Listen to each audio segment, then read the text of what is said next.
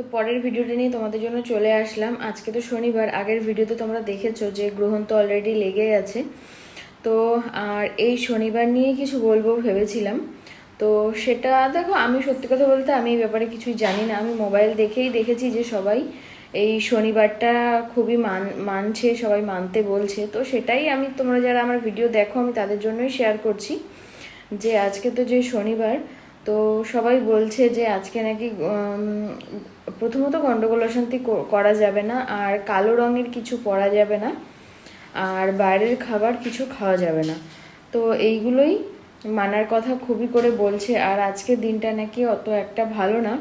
So যাই হোক, তো এটাই হচ্ছে, আমি এইটুকুই জানতে পেরেছি মানে ফোন থেকে, বা সবাই বলছে সেটা, তাই তোমাদের সাথে শেয়ার করলাম।